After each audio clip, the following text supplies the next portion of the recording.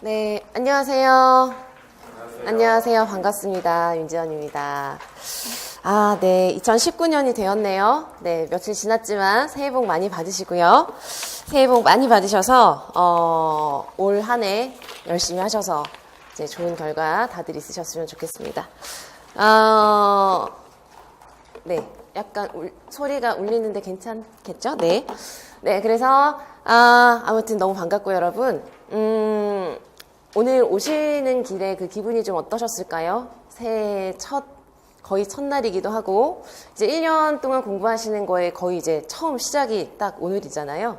그래서 제가 보면은, 다들 다양하시겠지만, 가장 의지가 불타오르는 때가 요즘이실 수 있어요. 앞으로 이제 한 10개월, 11개월을 정말 열심히 공부하셔야 되는데, 그 과정에서 너무 굴곡이 좀 있으실 거예요. 그래서 업다운이 있어서 중간중간에 많이 지치시고 슬럼프도 오시고 하실 텐데, 그럴 때마다 오늘 처음 이제 학원 올 때 그 기분이 어땠는지를 잘 기억을 해두시고 가끔씩 떠올려 보시면 좋을 것 같습니다.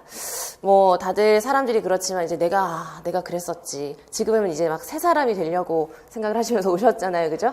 근데 지내다 보면은 너무 지치고 힘들어지고 그러면 내가 그랬었는데 라는 걸 까먹고 자꾸 이제 힘들어지실 수가 있으니까 그럴 때마다 오늘 여러분들이 각오하셨던 그런 마음을 잘 생각을 해두시고 네, 꺼내서 한 번씩 이제 돌이켜 보시면 좋겠습니다. 아무튼 이 강의는 OT 영상 보셨나요? 여러분? 보고 오셨겠죠, 대부분. 그래서 OT 영상에서도 이제 대략적으로 알려드렸지만 좀 더 상세하게 강의를 어떤 식으로 진행하고 강의 내용에 어떤 게 포함이 되고 여러분들이 어떻게 좀 이론 강의가 사실 어찌 보면 여러분들이 1년 동안 공부하시고 합격하시는데 정말 가장 중요한 토대가 될 수가 있거든요. 그런데 이게 좀 이제 과정이 이론도 여러분들이 보시고 앞으로 기출도 보시고 여러 가지 공부를 하시겠지만 가장 여러분 스스로 학습하시고 소화하시고 정리하시는데 시간이 많이 필요하고 가장 공을 많이 들여야 되는 그런 내용이기도 합니다. 그래서 아무튼 이 강의를 그냥 오셔서 안 그러시겠지만 그냥 듣기만 하신다거나 잘 활용하지 않으시면 안 되기 때문에 어떻게 복습을 하실지 이런 것들까지 해서 강의에 대해서 좀 말씀을 드릴게요. 그래서 강의 계획서 한 장짜리 받으셨을 텐데 1페이지에 나와 있는 건 아마 다들 보시고 오셨을 거예요. 그렇죠? 그래서 다 이제 공지사항으로 올라갔던 거라 아실 것 같고 혹시나 OT 영상 안 보셨으면 참고해서 보시면 되겠고요. 그리고 강의는 금, 토 진행을 합니다. 그리고 10주를 하는 건 처음이에요. 올해가 이제 기본 이론을 10주를 하는 건 처음인데 늘 8주로 하면 늘 그랬습니다. 매년 이제 막 2월 말 이렇게 되면은 막 3일씩 하고요. 그리고 막 밤 9시까지 하고 막 이렇게 힘들 때가 있어요. 그래서 뒷부분에 할 게 많고 또 워낙 요즘 이제 올해 시험도 그랬지만 나오는 그런 내용의 그런 폭이 또 넓기도 하고 그래서 좀 차근차근 꼼꼼히 전체적으로 보자라는 의미로 그리고 너무 이제 보강을 하거나 해서 여러분들 스케줄에 차질이 생기지 않도록 이제 정해진 시간 내에 차근차근 잘 보자라는 의미로 10주 과정으로 하였습니다. 그리고 금요일은 1시 그리고 토요일은 17시까지 5시까지 하게 되는 것이고요. 진도는 참고로 보시면 되겠고요. 뒷페이지를 보시면 여러분들이 대략 이제 남은이 아니라 앞으로의 10주를 한번 쭉 크게 보시라고 제가 계획을 할 때 약간 이런 식으로 해서 그냥 같이 실어놨어요. 그래서 보시면 중간에 다행히 우리가 이제 설날이 겹치지 않아서 빠지거나 하는 것 없이 그냥 똑같이 계속 금토 이렇게 진행하게 되고요. 그리고 그 아래 이제 제가 체크라고 해서 몇 가지 이제 적어놨는데 요거를 이제 좀 참고해서 이걸 알아두시고 끝까지 잘 따라오셨으면 좋겠습니다. 우선 이제 이론 강의할 때는 매주 이제 다음 주부터가 될 텐데 여러분들 퀴즈를 보실 거예요. 그래서 퀴즈는 이번 주에 한 내용을 그러니까 1주차에 공부한 전체 내용을 2주차 금요일 오전에 보시는 거예요. 퀴즈 시험을 아시겠죠? 그래서 이제 이번 주는 이제 오늘은 아니지만 다음 주부터 금요일은 수업은 9시 30분에 시작하지만 여러분들은 9시까지 오세요. 오셔서 30분 동안 퀴즈를 푸시고 답은 제가 그냥 나중에 금요일이나 토요일 저녁에 이제 올려드리고 그냥 퀴즈는 다 제출하시는 거예요. 그래서 제가 채점을 해서 다음날 드릴 거예요. 그래서 그게 채점 여러분들이 하셔도 되지만 그렇게 이제 하면 여러분들이 또 빠짐없이 하실 수 있는 그런 수단이 좀 될 수 있을 것 같아서 항상 그렇게 합니다. 그래서 아무튼 금요일은 여러분들 늦지 마시고 9시까지 반드시 오셔서 30분 동안 푸시고 그거 제출하시는 거고요.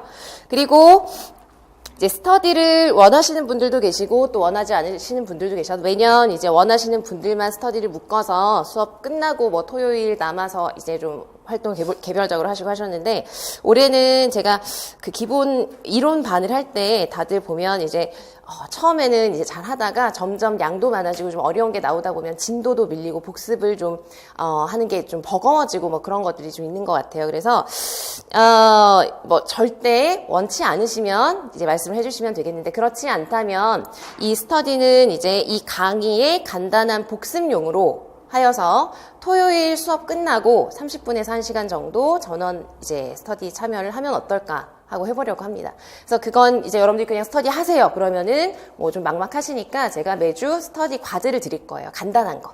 그래서 그 과제는 제가 처음에는 뭐 마인드맵 그리기를 할까 이런 걸 했었는데 그렇게 하면은 또 너무 이제 시간 관리나 이런 게 좀 안 될 것 같고 그냥 제가 영역별로 그 영역의 특성에 따라서 간단한 한 번씩 여러분이 뭐 3-4명씩 이렇게 같이 해보면 좋을 만한 과제들이 뭐 예를 들면 청각장애 할 때는 뭐 청력도 분석을 다 같이 한번 해본다던가 의사소통장애 때는 자바라 분석을 해본다던가 뭐 이런 식으로 영역별로 기출문제를 본다던가 뭐 아무튼 그런 식으로 간단한 과제를 드릴 예정입니다. 그래서 이제 토요일 제 계획은 이제 5시가 끝나는 시간이니까 4시에서 5시 사이에 수업을 끝내고 그 이후에 30분에서 1시간 정도 간단히 스터디를 하시고 귀가하시는 걸로 하면 한 번 더 복습하시면서 네 그렇게 하면은 좀 기억에도 많이 남고 하지 않을까 해요. 그래서 수강생 카드를 오늘 나눠드렸잖아요. 그래서 거기에 뭐 개인적인 사정이나 뭐 전혀 난 원치 않는다 그럼 따로 이제 표시를 해주시고 그런 표시가 없으시면 다 구성을 해서 내일 알려드리도록 하겠습니다. 아시겠죠? 그래서 그렇게 이제 스터디 운영을 하겠다라는 거 알려드리고요. 그리고 이 스터디가 아니더라도 다른 어떤 스터디 뭐 다른 뭐 마인드맵이라던가 어쨌든 어떤 목적을 가지고 스터디를 하시고 싶으시면 이 안에서 구성을 하시면 여러분들이 좀 하시기가 좀 수월하니까 원하시면 또 따로 말씀을 해주시면 제가 이제 원하시는 분들끼리 묶어드리도록 하겠습니다. 자, 그리고 또 하나는 그 아래 보시면 이제 이걸 여러분들이 꼭 잘 생각을 하시고 이제 수업을 잘 따라오셨으면 좋겠어요. 그냥 이제 수업을 듣고 그냥 이해했다 그리고 이렇게 넘어가고 그러시면 안 되고 어떤 방법으로든 여러분들이 자료 정리를 꼭 하셔야 됩니다. 자료 정리. 그래서 이제 이거는 제가 또 합격 전략 그 영상이 있어요. 그래서 그거도 이제 참고해서 보시면 좋겠지만 간단히 좀 말씀을 드리면 이 이론 강의에서 여러분들이 사실 처음 1-2주 정도는 그래도 비교적 가볍게 따라오실 수가 있지만 그 이후부터는 매주 정말 굉장히 많은 양의 이론들을 소화하시고 또 넘어가고 계속 진도 나가야 되니까요. 그래서 여러분들이 어떤 방식으로 내가 이걸 복습을 이렇게 해야 되겠다라고 체계적으로 잘 정리를 해두지 않으시면 그냥 날아가요. 여러분들이 이제 들었던 내용 이런 것들이 잘 정리가 안 되고 나중에 보면 막 새롭고. 그래서 여러분들이 여기 보시면 뭐 서브노트나 단거나 뭐 이렇게 써놨는데 여러분들에게 맞는 방식을 생각을 하셔야 돼요. 꼭 이렇게 해야 된다라는 그런 한 가지 길은 없습니다. 전혀. 그래서 되게 중요한 게 뭐냐면 여러분들이 앞으로 1년 동안 공부하실 때에도 계속 중간중간에 정말 다들 그래요. 다 그런데 굉장히 고민을 많이 하시게 될 거예요. 내가 지금 하고 있는 방식이 맞는지 뭐 스터디를 해야 되는지 말아야 되는지 어디서 공부를 할지 뭐 이런 것들이 전부 다 고민이실 텐데 제일 중요한 건 여러분들의 성향을 여러분들 스스로 잘 생각을 하셔서 그거에 맞게 공부를 하셔야 되는 거예요. 그래서 이 자료 정리 같은 경우도 서브노트는 아시죠? 서브노트는 내가 보고 그것을 내가 생각해서 가장 중요한 내용을 위주로 해서 요약 노트를 만드는 것이고요. 요즘은 이제 쓰시는 분들도 여전히 많이 계시고 타이핑도 많이 하시고요. 어쨌든 그런 방법을 결정을 해서 이제 내가 어떤 방법으로 지금 복습을 하면서 정리를 해두실지를 꼭 결정을 해서 오늘부터 바로 이제 복습하실 때 적용을 하셔야 되고 단권화라는 건 아시죠? 단권화. 여러분들이 이제 오셨으니까 예를 들어서 이 몇 교재를 가지고 단권화를 하시면 여기에 모든 내용을 이제 모으시는 거죠. 어떤 게 시간적으로는 더 부담이 없을까요? 단권화를 하는 게 훨씬 시간적으로는 수월합니다.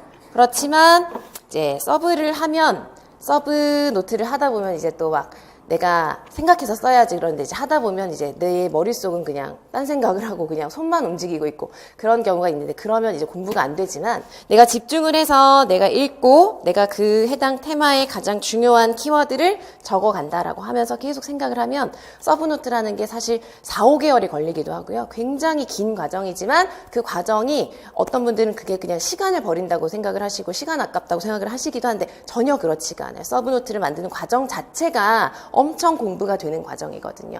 아무튼 그런 점들을 잘 생각하셔서 내가 어떻게 공부를 하는 게 가장 잘 되는 방법인가를 생각하셔서 반드시 복습하실 때 어떤 방식으로든 자료 정리를 해 나가시면서 공부를 하셔야 됩니다.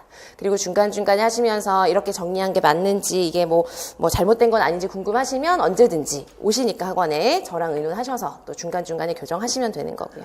그리고 또 하나는 서브를 하든 단권화를 하든 여러분들이 매 영역마다 꼭 해보셔야 되는 게 뭐냐면, 제가 나눠드리기도 하지만 마인드맵을 그려가시면서 꼭 공부를 하십시오. 그래서 구조를 여러분들이 이제 기본 이론, 지금 1, 2월, 1, 2, 3, 이 10주 동안 모든 내용을 여러분들이 막 다 정리하고 다 인출하고 그럴 수는 없어요. 너무 많기 때문에. 그래서 지금 여러분들이 해주셔야 되는 제일 중요한 목적은 이 이론이 어떤 내용으로 구성이 되어 있고, 각 영역 하위에 또 어떤 틀이 있고, 그 틀 하위에 또 어떤 틀이 있는지, 이런 전체적인 그런 지도를 머릿속에서 그릴 수 있도록 그 과정을 계속 이제 그려가면서 공부를 하셔야 돼요. 근데 이제 마인드맵은 저는 항상 생각하는 게, 다른 사람이 다 만들어준 마인드맵을 보는 건 또 별로 공부가 되지 않아요. 마인드맵을 또 생각하면서, 마인드맵은 이제 뭐냐면은 어떤 영역에 대해서 큰 지도를 그리는 거잖아요. 그것을 가장 완벽하게 잘 그리기 위해서 내가 고민을 하면 그것도 또 공부가 되는 것이거든요. 그리고 그래야 내 기억에도 잘 남고 이해도 잘 되고. 그래서 아무튼 저도 나눠드리지만 이건 참고하셔서 여러분들이 나만의 마인드맵을 그려가시고, 그건 아마 앞으로 여러분들이 뭐 3, 4월에 다시 복습하실 때 보면 또 수정할 게 생기고, 9월에 보시면 또 수정하게 되고 그렇게 되실 거예요. 그런 식으로 해서 계속 고쳐 나가시면서 여러분들의 구조를 잘 만들어 가셔야 됩니다. 아무튼 그 점을 잘 생각하셔서 여러분들이 이제 예습 복습 방법을 결정하시고 구체적으로 계획하셔라. 이걸 너무나 강조드리고 싶어서 말씀을 드렸고요. 예습이랑 복습 중에 뭐가 더 중요할까요? 복습, 그죠? 예습은 이제 한 번씩 그냥 목차 같은 거 보시고요. 그리고 학부 때도 또 하시던 그런 내용들이니까 그냥 훑어보시고 오셔도 충분하고, 복습이 정말 중요합니다. 복습이. 아시겠죠? 그리고 복습을 하시다 보면 이제 1, 2주는 괜찮지만, 내가 예를 들어서 이번 주에 행동지원 수업을 들었는데 다음 주는 지적장애인데, 그 전에 내가 서브를 만약에 한다거나 할 때 다음 진도 전에 서브를 완성하지 못할 수도 있어요. 그렇다고 해서 막 급하게 끝내지 마시고요. 천천히 차근차근 한 번을 해도 제대로 꼭 하시면서 복습을 하시기 바랍니다. 자, 그리고 마지막으로 이제 상담이나 이런 것들은 이제 뭐 언제든지 하시면 되고요. 이제 뭐 고민되시거나 하면 너무 혼자 고민하지 마시고 이제 같이 빨리빨리 해결하면서 이렇게 고쳐 나가셔야 돼요. 그러니까 뭐 이제 학원으로 오시면 수업 시간 이외에 쉬는 시간이나 끝나고 언제든지 이제 저에게 질문을 하시거나 상담을 하실 수 있으니까 참고하시고, 온라인은 이렇게 카페나 이메일, 그리고 작년에도 이제 2018년 강의 밴드를 만들었었는데 올해도 제가 만들어 놨거든요. 그래서 여기에 이제 뭐 카페에도 올리지만 퀴즈 답이나 스터디 과제 답이나 뭐 이런 것들을 올리기도 하고, 작년에는 요 밴드에서 잠깐이긴 했지만 기상 스터디 같은 것들을 다 같이 하기도 했었습니다. 그래서 아무튼 뭐 여러 가지 용도로 쓰려고 만든 거니까 가입하시면 되고요. 그렇습니다. 네, 그래서 여러분들이 아무쪼록 이 강의가 이제 여러분들이 해보시면 아시겠지만 처음보다 이제 뭐 당연히 모든 게 그렇지만 아무튼 중간중간에 좀 지칠 때도 오시고, 너무 어렵다, 너무 벅차다 이런 생각이 오실 때도 있겠지만 그러지 않으시도록 잘 관리하셔서 끝까지 잘 따라오셨으면 좋겠고, 저도 이제 여러분들이 잘 보면서 열심히 해야 되겠습니다. 이제 그래서 이제 그렇게 안내를 해드리고요. 이제 수강생 카드 같은 경우는 모두 다 꼭 작성을 하셔서 필요하신 부분 저에게 꼭 알려주시고, 강의에 대한 희망사항이나 뭐 이런 것들 무엇이든 저에게 질문이나 하고 싶은 얘기 있으시면 무엇이든 적으셔서 오늘 끝나고 저 뒤에 제출해 주시고 나가시면 되겠습니다. 네, 그래서 강의는 이런 식으로 한다라는 걸 간단하게 좀 말씀을 드렸고요. 네, 또 하나 또 안내를 해드리면, 올해는 또 교재를 새로 이제 다 가지고 계시죠. 그래서 뭐 기존 교재 작년까지 쓰던 맥 교재는 또 2년을 썼었어요. 그래서 2년 동안 썼었던 건데 이제 아시겠지만 2017년, 18년에 영역별로 새로운 강론서들이 꽤 나와서 예전 교재로만 보기에는 추가할 것들이 너무 많더라고요. 그래서 개정을 하게 되었습니다. 그래서 개정된 맥 교재로 보실 거고요. 아마 여러분들이 혹시 기존 교재를 갖고 계시거나 아시는 분들은 1권이 굉장히 비슷해요. 1권은. 그래서 1권은 비슷한데 2, 3권은 많이 다릅니다. 그래서 이제 기존 교재로 그냥 강의를 처음부터 끝까지 보시긴 좀 불편하실 것 같아요. 그래서 1권은 제가 이제 좀 말씀을 드리면은 기존 교재에서 있던 내용 중에서 이제 좀 많이 안 보시는 것, 물론 봐야 되지만 그 교재에 실어놓고 지속적으로 많이 안 보시는 것들이 있었어요. 그래서 그런 건 다 뺐습니다. 예를 들면 특수교육 평가에서 여러분들 공부하셔야 되는 내용 중에 하나가 영역별 검사 도구가 있거든요. 그래서 기존 교재에는 검사 도구가 정말 굉장히 많은 분량으로 모든 검사 도구에 대해서 정리를 해놓은 부분이 있었는데 그걸 다 뺐어요. 왜냐하면 여러분들이 1년 동안 이 교재로 공부를 하시면서 그 검사 도구를 계속 보진 않으시거든요. 그래서 그 검사 도구는 내일 추가 자료로 드릴 거예요. 강의에서. 그런 식으로 해서 그건 통째로 뺐고요. 그리고 가족 지원도 뺐어요. 그거도 이제 유아특수이신 분들은 조금씩 보지만 나머지 전공이신 분들은 아예 또 건드리지도 않으시더라고요. 그래서 그냥 다 뺐어요. 그래서 그런 것들은 이제 뭐 필요한 게 있으면 중간중간에 제가 말씀을 드리겠지만 뺐습니다. 그리고 뭐 통합교육에서 조금씩 내용 보완한 것, 행동지원은 기존 교재랑 거의 비슷하다고 보시면 되겠고, 공학 같은 경우는 이제 또 새로운 공학책 개정된 내용에서 뭐 보조공학 모델이나 이런 것들 보완해야 될 것들 새로운 내용들을 좀 실어놨어요.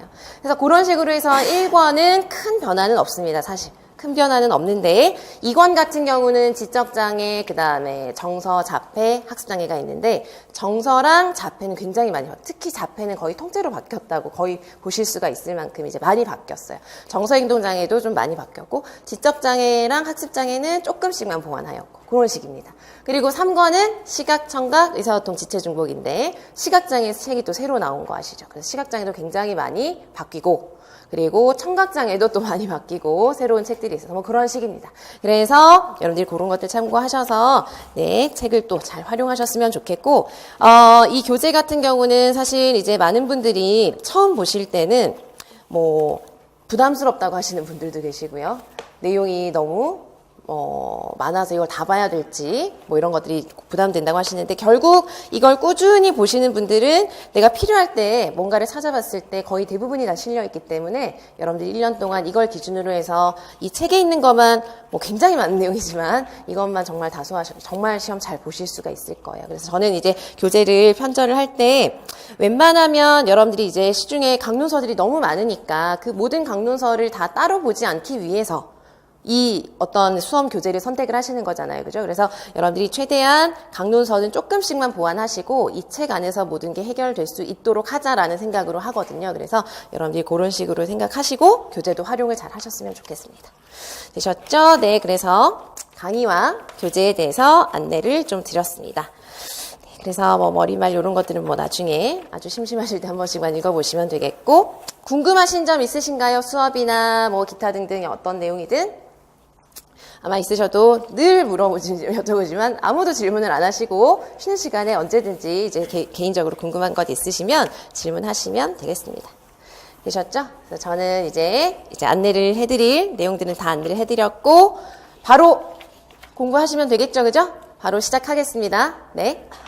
네, 그래서 이제 이번 주는 여러분들 이제 특수교육학 공부하실 때 가장 기본, 정말 그냥 우리가 학생들에게 어떤 전략을 사용을 하든 아니면 교사로서 어떤 자질을 갖추든 어쨌든 가장 잘 기본적으로 깔려 있어야 되고 잘 알고 있어야 되는 영역이 바로 개별화 교육, 통합 교육 이런 것들이 되겠죠. 그래서 1권을 보시면 아시겠지만 개별화 통합, 그다음에 행동 지원, 그다음에 공학 이런 식으로 장애 영역 이랑 상관없이 모든 장애 학생들에게 적용하게 되는 특수교육학의 방법 전략들에 대해서 다 실어놨고 그걸 먼저 쭉 보시고 장애 영역별로 들어가시게 될 겁니다.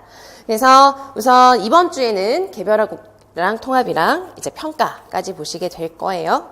그리고 이제 굉장히 중요한 내용이고요. 지금 한창 2차 준비를 하시는 분들도 계실 텐데 여러분들도 나중에 2차 준비하실 때 지금 공부하시는 이번 주에 공부하시는 개별화 통합 이런 지식이나 이런 생각들 이런 것들을 그때 또 다 쓰시게 될 거예요. 그래서 아무튼 장기적으로 보시고 크게 넓게 깊게 공부하셔야 되는 게 바로 개별화 통합 교육이 되겠습니다.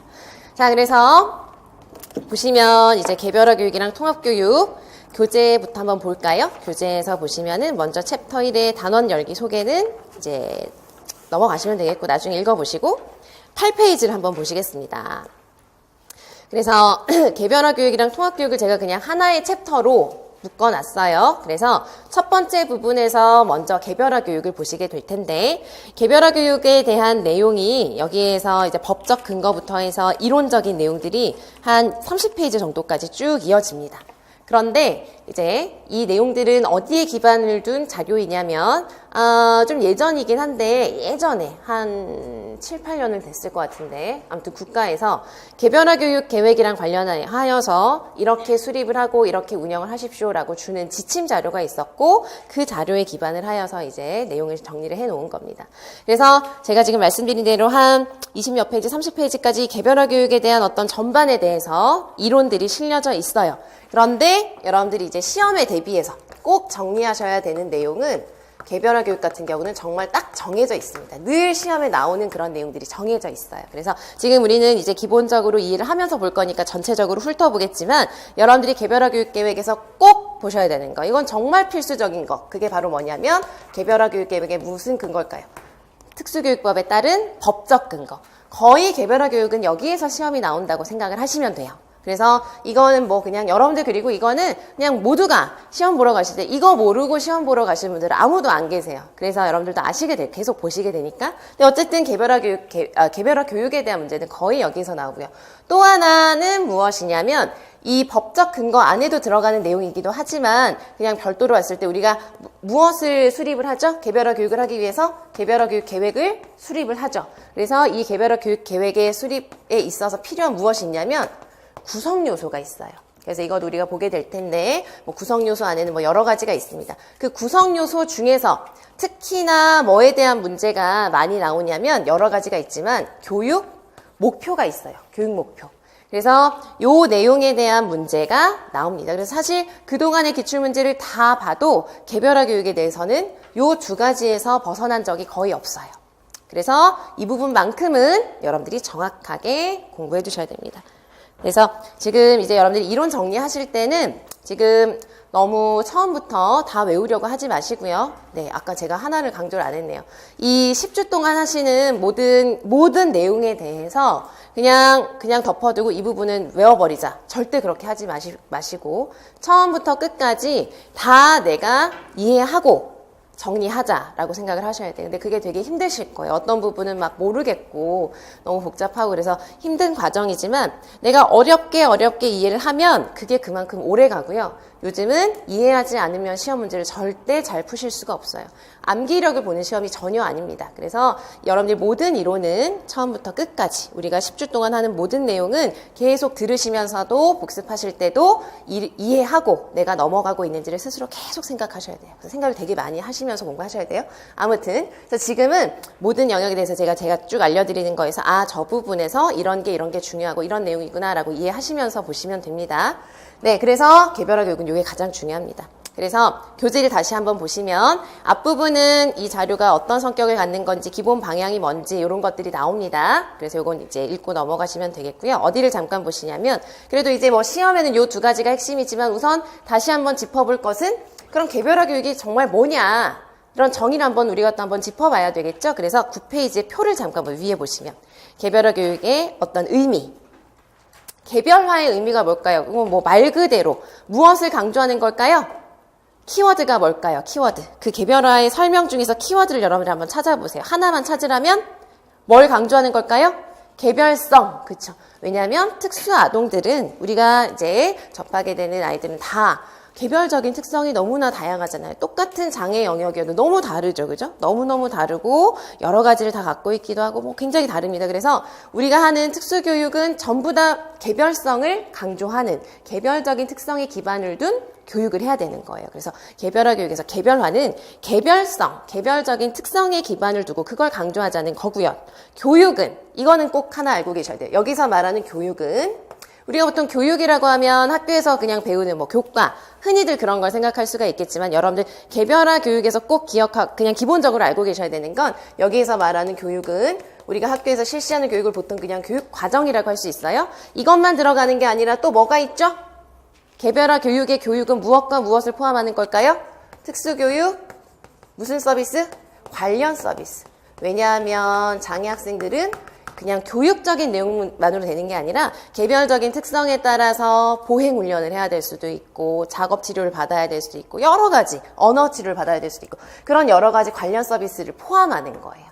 그래서 개별화 교육계획의 법적 근거와 구성 요소에도 항상 뭐가 들어가냐면 관련 서비스에 대한 게 반드시 구성 요소로 들어가요. 아시겠죠? 그래서 여기서 말하는 교육이라고 하는 건 교육과정이랑 관련 서비스를 모두 포함한다는 거 꼭 그냥 기본적으로 알고 계셔야 되는 거예요. 그 다음 계획이라고 하는 건 뭐 말 그대로 학생을 위해서 교육에 대한 어떤 설계를 한다. 이렇게 보시면 되겠습니다. 아시겠죠? 그래서 이거는 뭐 어렵게 보고 외우고 뭐 이럴 것 없이 그냥 한번 그냥 보고 이해하시고 넘어가시면 되는데 이제 개별화는 개별성, 교육은 교육과정과 관련 서비스를 모두 포함하는 것. 요 정도로 짚어두시고 넘어가시면 되겠습니다. 그래서 개별화 교육 계획의 의미가 이제 간단하게 그 부분만 보시면 될 것 같고 그리고 이제 중요한 것, 법적 근거로 넘어가서 보시면 특수교육도 뭐 완전히 어떤 별개의 독립적인 영역이 아니라 특수교육도 다 우리나라의 큰 교육의 한 부분이잖아요. 그죠? 그래서 이 특수교육을 하는 과정에서 여러 가지로 이제 근거가 되는 법적 근거는 장애인 등에 대한 특수교육법뿐만 아니라 교육기본법, 헌법 이런 것들이 다 기본적인 근거가 됩니다. 근데 그 앞부분의 헌법이나 기본교육법은 근거가 된다는 것만 알고 넘어가시면 되고요. 여러분들이 반드시 보셔야 되는 게 바로 장애인 등에 대한 특수교육법에 이제 보시면 나중에 법은 그냥 나중에 다 외우셔야 되는데 법의 체계를 보시면 정의가 있고 이제 해당 그런 내용에 따라서 조항들이 있는데 22조의 개별화 교육이랑 관련을 해서 이제 보셔야 되는 거예요. 장애인 등에 대한 특수교육법은 너무 명칭이 길죠. 그래서 우리가 이거를 줄여서 말할 때는 뭐라고 해야 될까요? 장특법 하지만 공식적인 줄임말은 특수교육법입니다. 아시겠죠? 그래서 만약에 여러분들이 나중에 시험을 뭐 논술은 이제 중등이신 분들은 이제 안 보시겠죠? 바뀌는 거 아시죠, 여러분? 중등은 논술이 없어집니다. 근데 어쨌든 뭐 서술형이든 뭐든 이제 답을 쓰실 때 장애인 등에 대한 특수교육이 어쩌고 당연히 계속 쓸 수 없으니까 그럴 때 만약에 줄이셔야 되면 특수교육법이라고 쓰시는 게 더 공식적으로 맞는 줄임말이에요. 참고로 알아두시고요. 그래서 이 장애인 등에 대한 특수교육법을 잘 보셔야 돼요. 그러니까 10페이지가 정말 중요한 거죠. 여러분들 공부하시는 거예요. 이게 제일 중요합니다. 여러분들 개별화 교육에서는 이 부분이 가장 중요합니다. 그래서 법적 근거에서 여러분들이 이제 보셔야 되는 게 하나는 개별화 교육 계획의 정의. 개별화 교육 계획을 이 법적인 이제 법에서 정의를 한 거죠. 이론적인 것을 포함하겠지만 법에서 정의를 한 것과 그 다음에 몇 조인지가 뭐 되게 중요한 건 아니지만 22조가 개별화 교육에 대한 것이에요. 그래서 정의와 22조를 여러분들이 완전히 숙지를 하셔야 됩니다. 그리고 이제 초등이거나 유특이신 분들, 유특이나 초특이신 분들은 교직 논술을 계속 쓰시죠. 근데 그런 논술 쓰실 때 특히 개별화 교육, 통합교육, 공학 이런 데서 보시는 기본 개념은 논술 쓰실 때 굉장히 유용해요. 중요한 정의 같은 거. 예를 들어서 교직 논술 쓸 때 서론 쓰기가 굉장히 또 막 어려울 때가 있거든요. 생각 안 나고. 그럴 때 만약에 문제의 큰 주제가 만약에 개별화 교육이다. 그럼 서론 쓰실 때 개별화 교육이란 특수교육법에서 이렇게 정의한다. 이런 식으로 시작하실 수가 있어요. 그래서 이런 중요한 법적인 내용 중에서도 개별화 교육이나 통합교육 이런 중요한 정의는 정확히 외워두시고 계시면 나중에 이제 여러 가지로 이제 써먹으실 일이 많습니다. 그래서 아무튼 정의를 한번 볼까요? 10페이지에 보시면 개별화 교육이란 누가 한다고 되어 있죠? 누가? 각급 학교회장. 자, 법이 또 나왔으니까 간단하게만 좀 말씀을 드릴게요. 앞으로 법을 보실 때 법은 여러분들이 이제 크게 총 구성은 6개의 장으로 되어 있고 그 장 안에 여러 가지 주제별로 이제 항목들이 다 있어요. 근데 어떤 내용을 보시든 이거 간단하게만 이제 법을 보실 때 이제 어디에 초점을 두시는지를 보자면 각 조항별로 일단 근데 법을 외우셔야 돼요. 거의 그대로 외우셔야 되지만 조금 구분을 해서 정리하시면서 볼 때 법은 그 해당 조항별 책임 주체가 있는 것들이 있어요. 예를 들면 개별화 교육 계획에 대한 책임 주체는 누구라고 할 수 있을까요? 학교장이 되는 거예요. 그래서 학교장인 것도 있고 어떤 거는 뭐 예를 들어서 교육장감인 것도 있고 국가인 것도 있고 그렇습니다. 그래서 책임 주체가 만약에 나와 있다면 그걸 꼭 구분해서 보셔야 되고 올해 중등 문제가 이게 나왔어요. 그대로. 그래서 이건 굉장히 기본적인 어렵지 않은 게 나온 거예요. 법의 어떤 문제로 봤을 때. 아무튼 책임 주체를 잘 구분하셔서 보셔야 되고요. 그 다음에 이거는 또 모든 어떤 조항에 있는 것은 아니지만 통합교육 계획엔 이런 게 포함된다. 아니면 개별화 교육 계획엔 이런 게 포함된다라고 해서 어떤 내용에 따른 어떤 내용 요소가 있을 때가 있어요. 요소. 이런 것들도 정리를 해서 예를 들어서 통합교육 계획에는 4가지가 있거든요. 4가지 요소가 포함된다. 개별화 교육 계획에는 7가지 요소가 포함된다. 이런 식으로 정리를 딱딱 해서 그냥 줄글로 되어 있는 걸 그냥 통째로 외우려고 하면 잘 이해 안 되고 정리 안 되거든요. 그래서 그런 거 짚어 가시면서 이제 보시면 좋겠고요. 그 다음 또 하나 중요한 게 뭐가 있냐면 지금 옆에도 이제 나와 있는데 보통 이제 이게 중요한 거는 뭐 특수교육 대상자를 선정하는 과정이나 뭐 이런 과정에서 되게 중요한 건데 뭐가 있냐면은 기한, 아니면 시기, 언제까지 뭘 해야 된다, 이런 거 있죠. 그런 것들도 정확하게 봐주셔야 되겠죠. 그죠? 그런 게 다 문제로 나올 수가 있습니다. 그래서 뭐 2주 내에 해야 된다, 30일 안에 작성해야 된다, 이런 것들이 있어요. 그래서 그런 것들 잘 봐주시고요. 또 하나, 이거는 여러분들이 법을 보실 때도 끝까지 문장을 읽으셔야 되는데 이런 걸 구분해야 되는 게 그렇게 많지는 않지만 예를 들면 의무교육을 보실 때 의무교육에 대한 사항도 이러한 건 반드시 해야 된다가 있고 할 수 있다가 있어요. 의미상으로 봤을 때. 그건 사항이 의미가 뭐가 다를까요? 그렇죠. 어떤 것들은 완전히 반드시 해야 되는 의무사항이 있고 똑같은 어떤 뭐 의무교육에 대한 것이어도 의무가 있고 또 뭐가 있냐면 권장이 있어요. 읽어보면 의미상으로. 그래서 그런 것들도 그러니까 예를 들면 뭐 통합교육 개념을 실현하기 위해서 노력하여야 한다. 뭐 이런 것들도 있고요. 그렇습니다. 그러니까 끝까지 읽으시고 이게 의무사항이냐 권장사항이냐 이런 것들 좀 짚어보시면서 정리하시면서 보시는 것도 좋겠어요. 아시겠죠? 그래서 앞으로 여러분들이 법을 접하실 때 모든 법에 대해서 공부하실 때는 이런 점들을 생각하셔서 정리하시면서 보시면 훨씬 수월하게 보실 거고 이런 것들 하나하나를 묻습니다. 문제에서 쓰라고. 아시겠죠? 그래서 그렇게 보시고 그럼 저걸 생각하시면서 정의에서 보세요. 정의. 개별화 교육 계획이란 각급 학교의 장이라고 했으니까 개별화 교육 계획의 실시에 대한 책임 주체는 누구다? 각급 학교의 장이 되는 것이겠죠. 그리고 여러분들이 또 법을 보시다 보면 특수교육 대상자 개인의 능력을 개발하기 위하여 장애 유형 및 장애 특성에 적합한 교육 이거를 하는 것이다라고 되어 있죠. 그러니까 뭐 우리가 좀 더 이제 또 법을 보실 때 특수교육 대상자 개인의 능력을 개발하기 위하여라고 했으니까 만약에 법적 정의에 따라 개별화 교육 계획의 목적을 써야 되는 상황이라면 뭐라고 할 수 있을까요?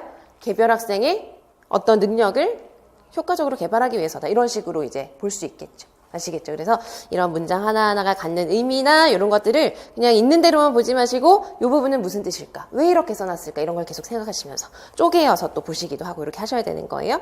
그리고 그 아래 보시면 교육 목표 방법 내용 관련 서비스 등이 라고 해서 지금 이 정의에서는 포함되어 있는 요소를 모두 다 쓰지 않았어요. 그래서 목표, 방법, 내용, 관련 서비스 등이라고 하여서 간단히 이제 제시를 하고 계획하여 수립하여 실시하는 교육을 말한다라고 개별화 교육을 정의를 해주었습니다. 자, 그러면 22조로 넘어가서 보시면 여기서 이제 중요한 거 여기서부터는 하나하나 잘 구분하셔서 보셔야 되는데 그리고 이제 법은 그냥 우리가 보통 법 이렇게 얘기를 하지만 법은 크게 세 부분으로 세 개의 뭐랄까요? 위계로 구성이 되어 있죠. 법이 있고 그 법이랑 관련된 무엇이 있죠? 시행령이 있어요. 그리고 그 시행령 아래 시행 규칙이 있어요.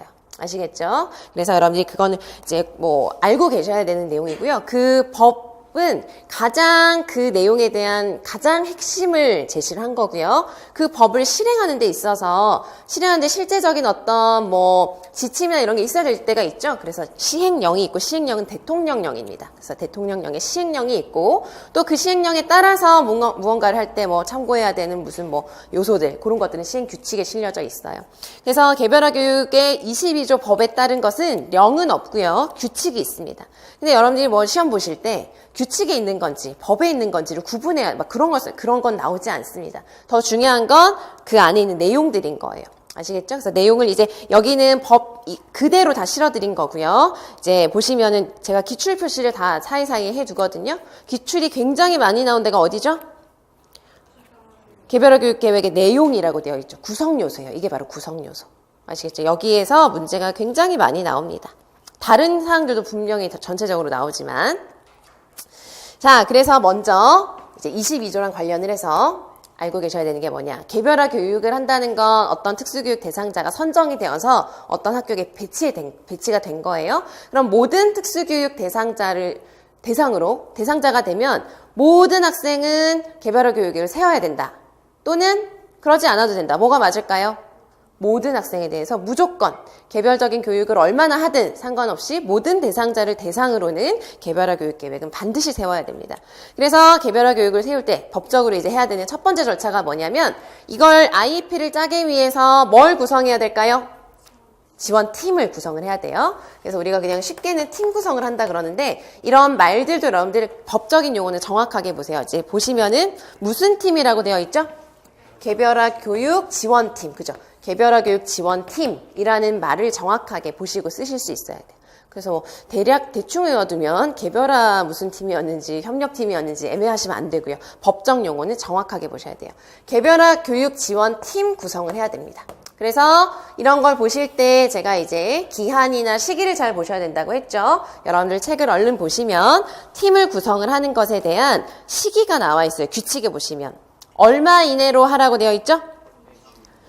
2주가 보이시죠? 2주. 2주가 중요하지만 여기선 2주만 중요한 게 아니라 그 앞에 무슨 말이 중요할까요? 또 매 학년의 시작일로부터 2주인 거예요. 매 학년. 그 말은 팀 구성은 1년에 한 번 하는 걸까요? 아니면 학기마다 하는 걸까요? 학년에 한 번씩 하는 거예요. 아시겠죠? 그래서 매 학년. 이건 매 학년이라는 것. 매 학년 기준으로 2주 이내에 반드시 구성을 해야 됩니다. 아시겠죠? 그래서 이거부터 꼭 알고 계세요. 개별화 교육 지원팀은 매 학년 2주 이내에 구성을 하고요. 그리고 조금 더 이제 좀 거꾸로 올라가서 보시면 팀의 구성원, 팀 구성의 시기는 매 학년 2주 이내가 되겠고 구성원은 이건 뭐 이제 참고로 보시면 되겠지만 그 위에 보시면은 법의 1번에 보세요. 거기 보시면 이제 보호자부터 보이시죠? 특수교육 교원, 일반교육 교원, 진로 및 직업교육 담당 교원, 특수교육 관련 서비스 담당 인력 등으로 팀을 구성을 합니다. 그래서 팀 구성원은 누구나 될 수 있어요. 그래서 누구나 될 수 있지만 또 아무나 그냥 나 할래 이게 아니겠죠? 그래서 제일 첫 번째 줄 해보세요. 특수교육 대상자의 교육적 요구에 적합한 교육을 제공하기 위해서 필요한 모든 사람은 구성원이 될 수가 있어요. 아시겠죠? 그리고 또 이거도 보세요. 팀 구성원에 대한 책임 주체가 또 누구죠? 각급 학교회장.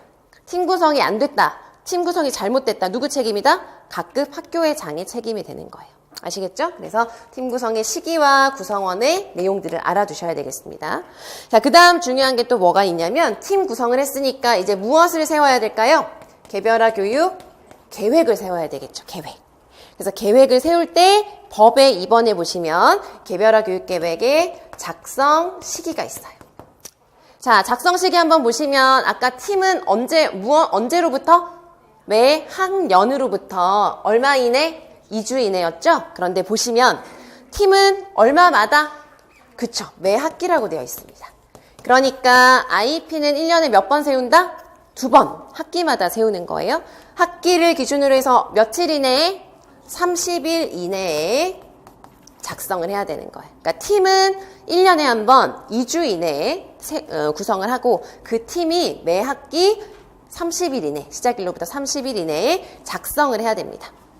그리고 이제 법에서 개별화 교육 계획의 작성 시기를 보셨고 규칙으로 내려오셔서 보시면은 이제 작성 시기가 이제 나와 있죠. 그래서 작성 시기가 나와 있고 그 아래 보시면 중요한 게 뭐냐면 개별화 교육 계획의 내용이라고 되어 있는데 이게 바로 시험에 많이 나온다고 되어 있는 구성 요소라고 보시면 돼요. 구성 요소. 자, 구성 요소 쭉 보시면 몇 가지인지 한번 세워 보시겠어요? 지금 읽으시면서 쭉 몇 가지일까요? 법에서 제가 내용 요소를 보시라고 이제 말씀드렸는데 이게 몇 가지인지를 기억을 해두면 나중에 더 인출하기가 쉬워요. 그렇겠죠? 몇 가지일까요? 7가지. 그래서 개별화 교육 내용에 대한 그런 구성 요소는 7가지가 있습니다. 첫 번째가 뭘까요? 그렇죠. 누군지.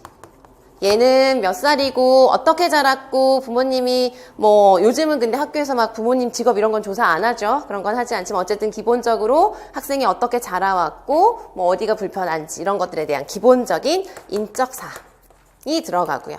그다음 그다음 뭐죠? 현재 학습 수행 수준인데 중요한 건 뭐냐면은 모든 영역의 현재 학습 수행 수준일까요? 아닙니다. 예를 들면 학생이 뭐 중학생이어서 이런 교과가 이제 모든 교과에 대한 현재 학습 수행 수준 아니에요. 꼭 알고 계셔야 되는 게 뭐냐면 현재 학습 수행 수준 앞에 무슨 말이 있죠? 특별한 교육 지원이 필요한 영역의 현재 학습 수행 수준. 아시겠죠? 그러니까 다 세울 필요가 없고 특별한 교육이 필요한 영역에 대해서 현재 학습 수행 수준을 보는 거예요. 그래서 이것도 정확하게 보세요. 현재 학습 수행 수준. 그런데 필요한 영역에 대해서만 한다. 이걸 알아주시는 거예요. 그리고 현재 학습 수행 수준을 우리가 파악을 하면 그 다음 순서대로 보시면 뭐가 있죠? 교육 목표. 말씀드렸지만 이 교육 목표 부분에서 관련지어서 기출문제가 많이 나옵니다. 교육 목표. 그 다음 목표가 있으니까 교육 무엇? 내용. 어떤 내용일지. 내용이 있으니까 또 이걸 어떻게 공부하는지가 교육 무엇일까요? 방법. 교육은 교육 가르치기만 하면 끝나지 않죠. 뭐가 있죠? 반드시 평가를 하죠. 그러니까 그 평가를 어떻게 할지. 평가 계획. 그리고 중요한 거. 우리 아까 개별화 교육은 교육과정이랑 교육과의 관련 서비스가 있다고 했잖아요. 그래서 여기에도 마지막에 보시면 뭐라고 되어 있나요? 특수교육 관련 서비스인데 앞에 또 뭐라고 되어 있죠? 제공할 특수교육 관련 서비스의 무엇과 무엇? 내용과 방법. 특수교육 관련 서비스도 굉장히 많잖아요. 그 모든 방법에 대해서 세우는 게 아니라 제공할 것에 대해서. 아시겠죠? 학생에게 필요해서 제공할 것에 대해서 제시를 하는 겁니다. 그렇게 보시면 되겠어요. 그래서 중요한 것은 요 구성 요소들이 포함된다는 거 보시고 시험 문제가 어떤 식으로 굉장히 많이 나오냐면 학생의 예를 들어서 A 학생의 다음은 IEP다. 그래서 표가 있어요. 그 표에 막 뭐가 있어요. 근데 저 표에서 이 요소 중 빠진 것을 써라. 이 요소 중, 그러니까 법적인 근거에 따라서 이 IEP, 학생의 IEP에서 구성 요소 중 없는 걸 써라. 뭐 이런 것들이 나옵니다. 그래서 관련 서비스가 없으면 그걸 쓰고 이런 식으로 문제가 종종 나와요. 그래서 이거는 꼭 외우고 계셔야 돼요. 반드시 외우고 계셔야 되고요. 자, 일단 여기까지 보시고 구체적인 그런 내용의 하나하나는 뒤에서 이제 책으로 이제 보시면 되겠고요. 내용이 있고 그래서 IEP에 대해서는 작성 시기와 내용을 보시는 게 굉장히 중요합니다. 자, 그다음 이제 어떻게 보셔야 되냐면 IEP에서 뭐가 있냐면은 학생이 학교를 잘 다니다가 다른 학교로 전학을 가거나 아니면은 초등학교에서 중학교에서 고등학교로 상급 학교로 진학을 하게 되는 거예요. 그러면은 IEP를 어떻게 해야 된다? 송부. 보내줘야 되는 거예요. 다른 학교로 보내줘야 돼요. 그래서 이것도 중요합니다. 송부한다는 내용이 전학 시 송부라고 되어 있죠. 그래서 거기 보시면 대상자가 다른 학교로 전학 또는 상급 학교로 진학할 경우에서 얘는 전출 학교가 다니던 학교일까요? 새로 간 학교일까요? 다니던 학교에서, 그죠? 당연히 그렇겠지만 어쨌든 짚어보면 전출 학교가 원래 다니던 학교에서 다 이제 가게 되는 새로운 학교, 전입 학교로 보내줘야 되는 거예요, IEP를. 중요한 거, 전학 시 또는 진학 시 송부는 며칠 이내? 이게 핵심이죠? 14일 이내에 꼭 보내줘야 되는 거예요. 학생이 가게 되는 것으로부터. 이거 하나 알고 계셔야 되고요. 자, 그 다음 또 하나는 무엇이냐면 이 팀 구성에 어떤 구성원들이 여러 명이 있죠. 그죠? 그래서 많습니다. 보호자도 있고 뭐 많지만 그 많은 구성원 중에서 그래도 이 학생의 특수교육 관련하여서 IEP에 대해서 가장 잘 아는 사람이 누굴까요? 특수교육 교원이 되는 것이죠. 그래서 특수교육 교원의 업무 지원이라는 게 법에 따로 명시가 되어 있습니다. 그래서 이제 우리가 지금까지 본 모든 내용이 있죠? 이 과정에서 필요한 게 있다면 누가 업무 지원을 해야 된다? 특수교육 교원이 업무를 지원하고 조정한다. 이렇게 되어 있죠. 그래서 이제 순서대로 쭉 보시면 너무 이제 체계가 위아래로 막 겹치고 그러니까 여러분들도 법을 보실 때 그렇게 법의 그 틀은 알아두시되 가장 먼저 IEP는 뭐에 대한 것부터? 개별화 교육 지원 팀. 그래서 팀은 크게 무엇을 알고 계시냐? 시기. 팀은 언제로부터? 매 학년으로부터 얼마 이내? 2주 이내에 구성을 하고요. 팀 구성원은 어떤 사람들이 다 포함될 수 있다? 학생을 위해서 적합한 교육에 필요한 사람들은 다 포함이 될 수가 있어요. 그래서 팀에 대해서 알아두시고. 팀을 구성하는 거에 대한 책임 주체는 누구다? 각급 학교의 장. 팀 구성을 했으면 뭘 세운다? 개별화 교육 계획을 세웁니다. 개별화 교육 계획도 뭐가 중요하다? 작성 시기. 시기는 개별화 교육 계획은 언제로부터? 매 학기로부터 며칠 이내? 30일 이내에 작성을 해야 되고요. 중요한 건 이 구성 요소는 몇 가지가 있었죠? 7가지. 근데 여러분들 이제 기억이 나지 않으실까요? 제일 먼저 무슨 사항? 인적 사항. 그 다음 무슨 수준? 현재 학습 수행 수준. 근데 무엇에 대한? 특별한 교육이 필요한 영역에 대한 현재 학습 수행 수준. 그 다음 무엇?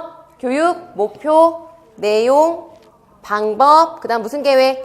평가 계획. 그리고 무슨?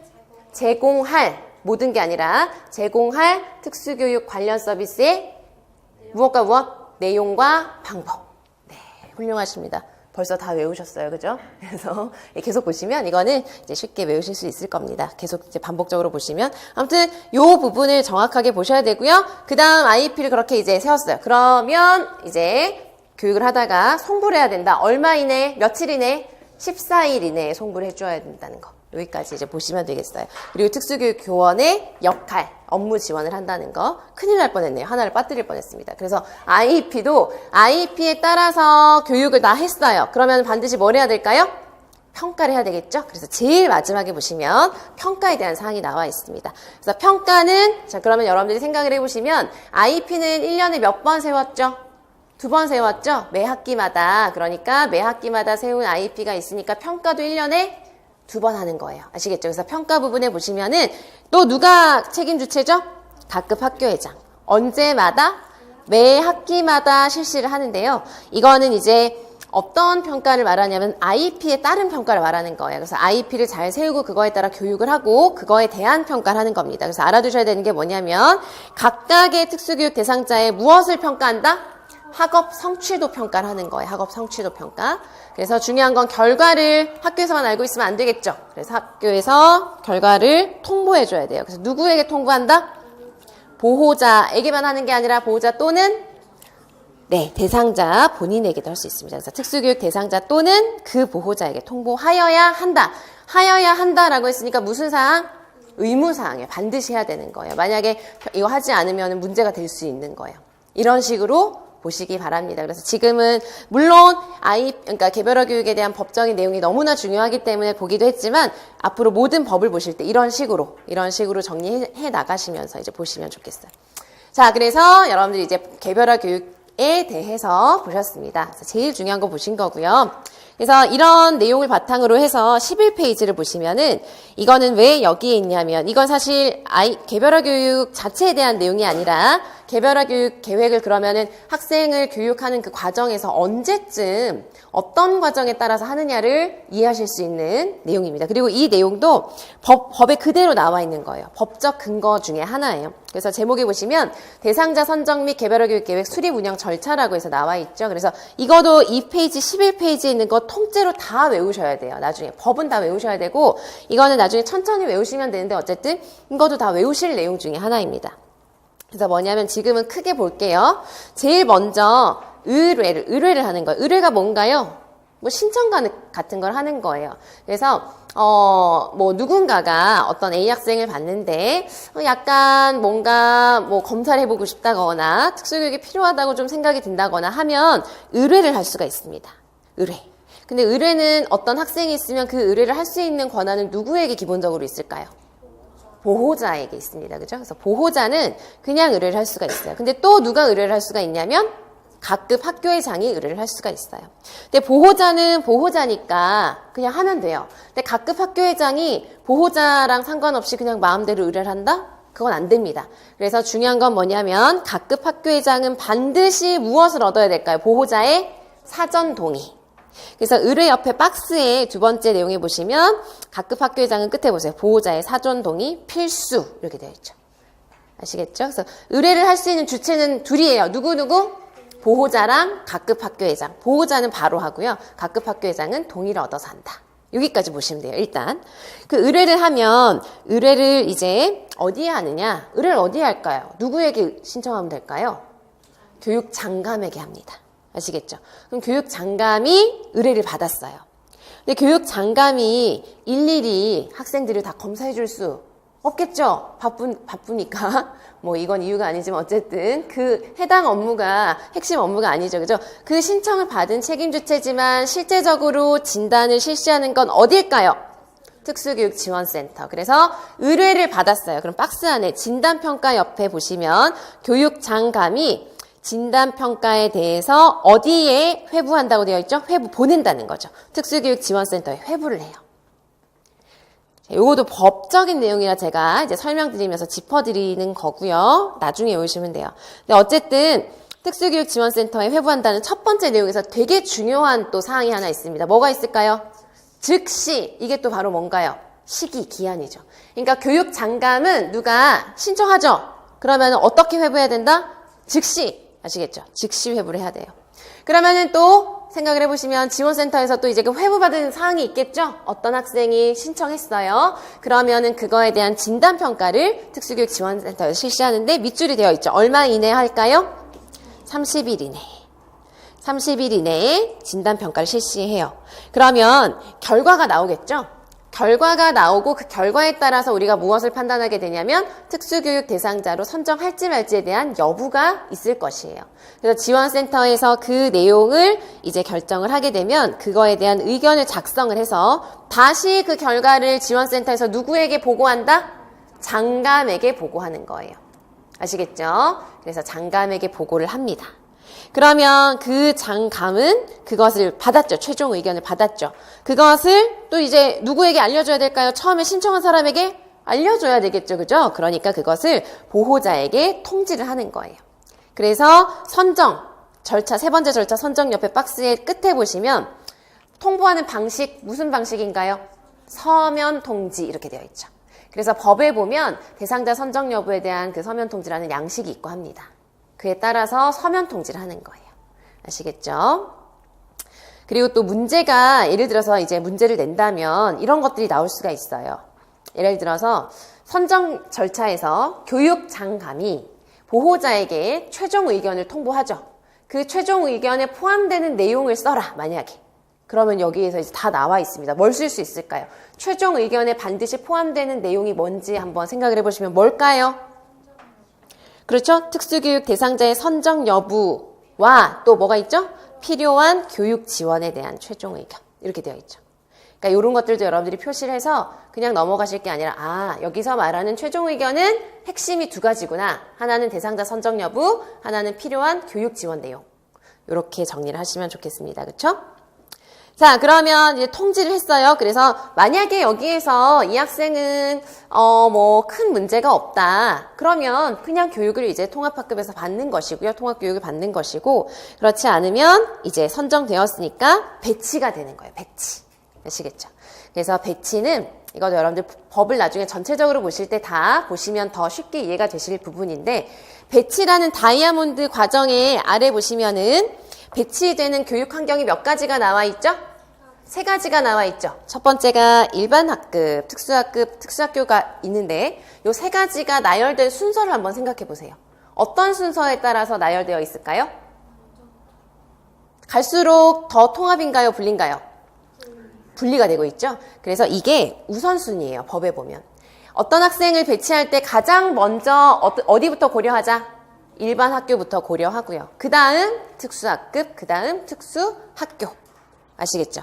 그래서 통합교육을 이제 고려했을 때 가장 이제 우선적으로 일반 학교에서부터. 그런데 사실 이제 어디이든 중요한 건 거주지에서 가까운 곳이고요. 보호자나 당사자가 원하는 교육 배치가 이루어져야 됩니다. 그런데 이제 어쨌든 배치를 결정할 때에는 가장 통합이 더 많이 된 것을 우선적으로 고려해야 된다는 것이에요. 자, 그래서 배치 옆에 사항들을 또 보시면 감장은 특수교육운영위원회가 있습니다. 그래서 거기에서 또 심사를 거쳐서 배치를 하고요. 그리고 그 아래 보시면 장애 정도, 능력, 보호자의 의견을 종합적으로 판단해서 어디에 가장 가까운 곳에 배치한다? 거주지. 그러니까 뭐 예를 들어서 일반 학급도 여러 학교가 많으니까, 그죠? 그 중에서 가장 가까운 곳에 편의를 위해서, 통학 편의를 위해서 이렇게 우선적으로 하는 거예요. 그래서 배치 결정, 특수교육운영위원회가, 교육운영위원회가 배치 결정을 하면 또한 30일 이내에 이제 통보를 해야 되고요.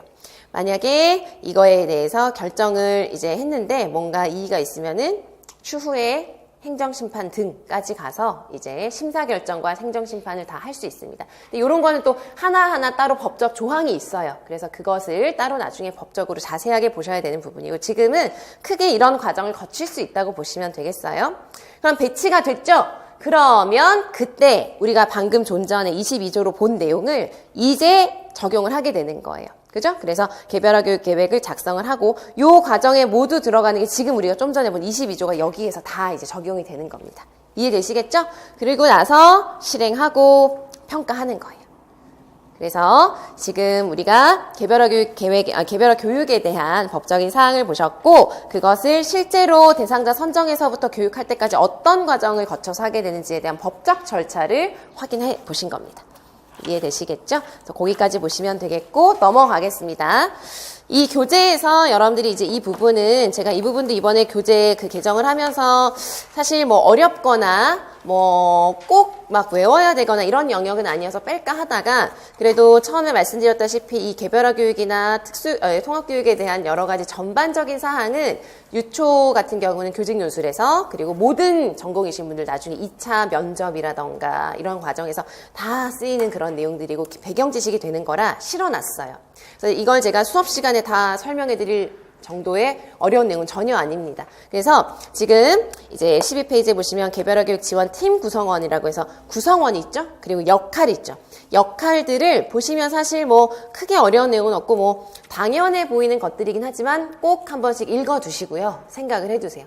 그래서 특히 교직논술 같은 경우는 어떤 구성원의 역할 충분히 논하라고 나올 수 있고요. 심층 면접에서도 여러분들 뭐 해보신 분들도 계시고 아시는 분들 아시겠지만 문제 해결 상황을 주고 어떤 사람이 무엇을 어떻게 해야 되는지 자질을 묻고 능력을 묻고 하죠? 그럴 때 다 참고가 될 수 있는 자료입니다. 아시겠죠? 그래서 14페이지까지 나와 있는 구성원에 대한 어떤 역할들 이런 거 잘 읽어봐 두시도록 하고요. 자, 그 다음 14페이지에 보면, 그렇다면 우리가 개별화 교육을 실시하기 위해서 현재 학습 수행 수준 같은 거 알아야 되잖아요. 그죠? 그런데 우리가 그냥 눈으로만 봐서 모르잖아요. 그러니까 구체적으로 무엇을 해야 된다? 정보 수집을 합니다. 정보 수집. 그래서 정보 수집에서 보시면 이거는 제가 이제 개별화 교육 계획에서 기출해서 강조하면서 이 안에서는 말씀을 굳이 안 드린 이유가, 지금 여기에 정보 수집이라고 되어 있는 건 곧 뭘까요? 학생을 뭐 하는 거죠? 평가하는 거거든요. 그래서 평가 영역에 들어가는 것이기도 해서 제가 아까 여기에서는 말씀을 안 드렸어요. 내일 또 할 거니까. 근데 어쨌든 정보 수집은 곧 평가라고 생각하시면 되고요. 그와 관련해서 유의점에 보시면 굉장히 기출이 자주 나왔죠. 그래서 보시면 근데 여기에 여러 가지 설명이 있지만 핵심은 한 가지. 뭐가 중요하냐면 우리가 정보 수집을 해요. 평가를 하면 학생에 대해서 평가하거나 정보 수집을 하는 방법은 어떤 게 있을까요? 예를 들면 방법에 나와 있죠. 상담을 할 수도 있고요. 관찰을 할 수도 있고 형식, 비형식적 평가를 할 수도 있어요. 근데 여기서 말하는 형식적인 평가는 어떤 걸 얘기하는 걸까요? 예를 들면 아무거나 생각나시는 거 뭐 없으실까요?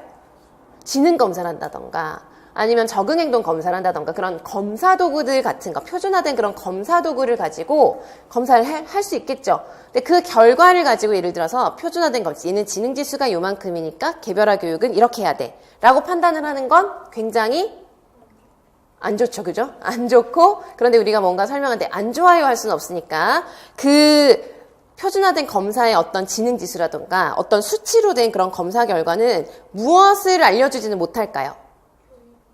뭐에 대해서 잘 알려주지 못한다고 생각하시면 되냐면 학생에 대한 구체적인 정보. 그냥 얘가 지능지수가 이만큼이야 이런 거지 학생에게 필요한 구체적인 정보를 주지 못하거든요. 그래서 지금 여러분들이 기억하셔야 되는 제일 중요한 게 뭐냐면 이 부분에서 유의점에 나와 있는 설명들이 여러 가지가 있는데 여기 나와 있는 게 뭐냐면 정보 수집에서 중요한 거는 그런 형식적인 평가나 그런 표준화된 검사나 이런 것들 뿐만 아니라 구체적인 정보를 얻을 수 있는 다양한 평가를 해야 되는 실질적인 평가를 해야 된다는 거예요. 그 주제가 시험 문제로 여러 차례 나왔었습니다. 아시겠죠? 그래서 뭐 예를 들면 이런 식으로 문제가 나왔었어요. 뭐 A 학생을 대상으로 하여서 지능 검사랑 뭐 이런 검사 결과를 주고 그 결과를 바탕으로 IEP를 세웠다. 뭐 틀렸다. 왜 틀렸냐? 이유를 써라. 이런 거. 아시겠죠? 그래서 모든 공부는 이유나 뭐 이런 것들을 근거를 생각하시면서 보셔야 되고 이 부분은 그렇게 정리하시고 넘어가시면 되겠습니다. 그리고 이제 실제적으로 개별화 교육 계획을 작성하는 절차가 이제 이건 일반적인 절차죠. 법적인 어떤 절차라기보다는 일반적으로 준비를 하고 그다음 뭐 어떤 식으로 이제 뭐 할 것인지를 16페이지에 또 넘어가서 보시면 도식화되어 있는 거 간단하게 보시면 되겠습니다. 초안 작성, 협의, 그 다음에 서명. 그러니까 형식적으로 이렇게 다 되어 있지만 사실 뭐 이렇게 다 지켜지지 않는 경우가 굉장히 대부분이긴 하겠죠? 그래서 이런 과정들을 설명해 준 거니까 이 부분도 여러분들 참고로 쭉 한 번씩 읽어보시면 되겠습니다. 외우실 필요는 없고요. 읽고 이해하고 넘어가시면 돼요. 자, 그 다음 17페이지에 보시면 이제 구성 요소를 우리가 무엇이 있는지만 보셨죠? 그런데 이 부분은 구성 요소 하나하나에 대해서 정리를 해준 것입니다. 그래서 인적사항 보시면 여러 가지 내용이 포함된다는 거. 현지학습 수행 수준은 아까 우리가 봤었지만 무엇에 대한 현지학습 수행 수준? 특별한 교육이 필요한 영역에 대한 현지학습 수행 수준이 되는 거예요. 그런 거 기억하시면 되겠습니다. 그 다음 이제 넘어가서 중요한 게 뭐냐면 목표가 나오죠.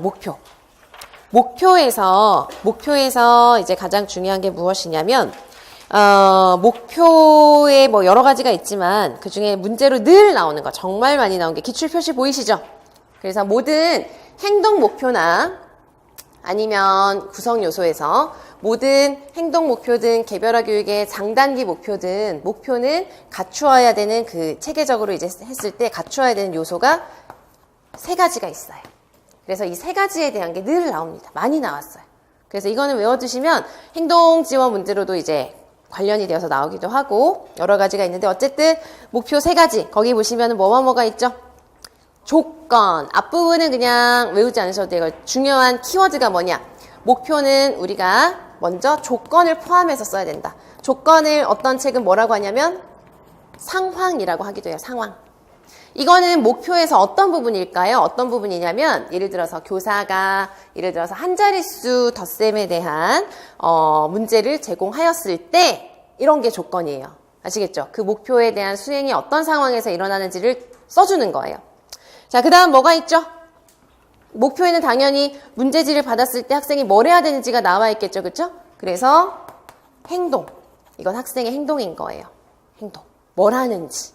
문제를 해결한다던가 어떻게 뭐 이렇게 구분하여서 뭐 짚는다던가 이렇게 구체적으로 써야 되는 거예요. 이 행동을 어떻게 서술해야 되는지는 우리가 3주차에 행동 지원할 때 상세하게 보실 거예요. 지금 그냥 요소만 알아두세요.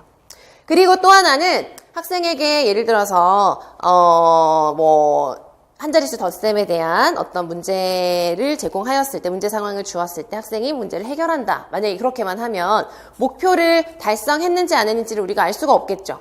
판단하기가 어렵겠죠. 그러니까 그 달성 여부를 우리가 판단하기 위해서 뭘 제시한다? 기준. 그래서 어떤 책은 수락 기준이라고 합니다. 이 목표가 달성되었다, 아니다라는 걸 판단할 수 있는 기준. 그래서 보통 이렇게 많이 하죠. 10문제 중에 8문제를 또는 제공한 문제의 80%를 이런 식으로 수락 기준을 많이 제시를 합니다. 그래서 얘가 포함되어야 한다라는 게 문제로 굉장히 많이 나옵니다. 아시겠죠? 그래서 요거는 기억을 해주시면 되겠어요. 그래서 요 부분에서 가장 중요한 건 또 그 부분이고요. 이 목표는 항상 누구 중심으로 써야 될까요? 학생 중심으로 써야 됩니다. 그래서 목표 이런 부분도 선생님께서 지금은 뭐 꼭 봐야 되나 이런 생각을 하시지만 좀 봐두셔야 되는 게 나중에 또 2차 하실 때 뭐 작성하셔야 되죠? 지도안 작성하고 목표 쓰셔야 되거든요. 그럴 때 또 목표도 잘 쓰셔야 되니까 이런 것들 다 짚어두시고, 목표는 교사가 쓰다 보니까 자꾸 내 입장에서 이거를 뭐 지도한다던가 이런 표현을 하시면 안 돼요. 다 학생 입장에서 학생 중심으로 쓰셔야 됩니다. 아시겠죠? 그래서 그런 것들 체크하시면서 쭉 보시고, 뭐 나머지 목표에 대한 사항은 좀 상세한 내용들이에요. 그래서 필수적인 내용들은 아니고요. 여러분들이 목표를 계열적인 방법과 비계열적인 방법으로 구성할 수 있구나, 이 정도로 보시면 돼요. 근데 궁금하실 수 있으니까 간단하게만 말씀을 드리면, IP에서 지금 여기에서 말하는 교육 목표는 다시 크게 두 가지로 무슨 목표가 있을까요? 장기 목표가 있고, IP 보면 단기 목표가 있어요. 그래서 지금 이거 그냥 듣고 이해하시고 넘어가시면 돼요. 계열적 방법, 비계열적 방법 이런 게 있잖아요. 그래서 이거는 장단기 목표를 구성할 때 쓸 수 있는 목표 개발 방법이에요. 예를 들어서 이 장단기 목표를 개발해야 되는 그 교과가 수학이에요. 수학이면 수학은 좀 수학 교과의 특성이 어떤 걸까요? 수학. 계열이나 위계가 되게 중요해요. 덧셈을 못하는데 곱셈을 할 수 있을까요? 아니죠. 나눗셈을 하려면 뭐가 기본이 돼야 되냐면 뺄셈이 기본이 돼야 돼요. 그래서 그런 계열이 있거든요. 그러니까 보통 예를 들어서 이제 계열적이라고 하는 건 뭐냐면, 장기 목표 하나가 있으면 그 장기 목표를 위한 단기 목표가 보통 뭐 3가지 정도가 만약에 있다. 그러면은 계열적인 방식으로 개발하는 건 뭐냐면, 이 장기 목표 성취를 위한 1, 2, 3에 뭐가 중요할까요? 순서, 계열이 중요한 거예요. 그런 식으로 개발하는 게 무슨 방법이다? 계열적인 방법이에요. 그런데 예를 들어서 뭐 사회교과나 과학교과나 어떤 주제를 가지고 그 주제 안에 해당되는 내용들을 뭐 공부를 한다거나 하는 거예요. 그런 것들은 순서가 중요하지 않은 게 있죠. 그런 것들은 그냥 비계열적인 게 되는 거죠. 그래서 계열적이라고 하는 건 사다리처럼 계단처럼 한 단 올라가서 제일 꼭대기에 있는 장기 목표를 달성하게 되게끔 목표를 구성하는 게 무슨 방법? 계열적인 방법이고요. 비계열적인 건 예를 들면 이렇게 표현을 할 수 있을 거예요. 장기 목표 하나가 있을 때 그 하위에 단기가 뭐 1, 2, 3이 있는데 얘네들의 순서는 중요하지 않은 거예요. 그냥 부분이 모여서 하나가 되는 거죠. 이런 게 비계열적. 그 정도로 그냥 용어 이해하고 넘어가시면 돼요. 아시겠죠? 그렇게 보시고, 그 다음에 옆에 보시면 교육 내용은 이런 거고, 방법, 평가 계획 이렇게 해서 이제 다 세워야 되고, 넘겨보시면 특수교육 관련 서비스에 대한 상세한 설명까지 있습니다. 아시겠죠? 그래서 사실 굉장히 지금 한 1시간이 좀 안 되게 보셨지만 이 개별화 교육에 대한 굉장히 많은 내용을 보신 거예요. 시험에 나오는 내용에 비하여서. 그래서 다시 한번 말씀드리지만 우리가 여러분들이 이제 시험 대비해서 공부하시는 거니까 그때 가장 중요한 건 법이랑 구성 요소에 대한 사항들입니다. 아시겠죠? 그렇게 보시고, 마지막으로 Q&A 나와 있는 것도 여러분들이 그냥 이것도 제가 그냥 계속 이 교재에 실어두는 이유가, 실제적으로 IEP를 짜고 운영을 하는 그런 과정에서 필요한 사항이 굉장히 알짜 정보들이 있어요. 그리고 거기에서 이제 뭐 예를 들면 이런 거죠. 학생이 배치가 일반 학교에 됐어요. 일반 학교에 배치가 됐는데 그 일반 학교에 특수학급이 없어요. 그럼 누가 없을까요? 특수교사가 없는 거예요. 그러면 그 학교에서 근데 배치가 어쨌든 특수교육 대상자면 완전 통합이 되어서 일반 학교에 배치가 되어서도 반드시 뭘 세워야 되죠? 개별화 교육 계획 세워야 돼요. 근데 특수교사가 없다. 그럼 어떻게 할 것이냐. 이런 사항들 있죠? 그런 것들이 Q&A로 이렇게 쭉 나와 있어요. 예를 들면 21페이지에 Q4번을 한번 보세요. 이런 거. 통합학급에서 학습하는 교과도 개별화 교육 계획 포함해야 될까요? 이런 거. 교과는 근데 무조건 뭐라고 생각하시면 되죠? 어디에서 하는 거든 학생에게 필요한, 특별한 조치가 필요한 교과에 대해서만 하네요. 그리고 그 위에 Q3번도 한번 보세요. 특수학급 미설치교에 배치된 학생은 어떻게 하느냐. 이런 것들은 문제로 나오기도 했었습니다. 기출문제로. 그러니까 이런 특별한 상황엔 이렇게 하면 된다라는 것들이 Q&A로 정리가 되어 있어서 한 절반 정도는 그냥 읽고 넘어가시면 되지만 또 몇 가지는 여러분들이 짚어주시면 좋은 그런 사항이 있습니다. 그래서 거기 보시면은 이제 어디에 누구의 도움을 받으라고 되어 있죠? 특수교육 지원센터에 있는 특수교육 교원에게 도움을 받자. 이런 사항들 읽어보시면 필요한 정보들이 있습니다. 아시겠죠? 이런 것들 특별한 경우엔 이렇게 하는구나 라는 것만 표시해 가시면서 쭉 한 번씩 보시고 활용하시면 되는 부분이에요. 그래서 쭉 이제 여러분들이 보신 내용은 여기까지 정리하시면 되겠습니다.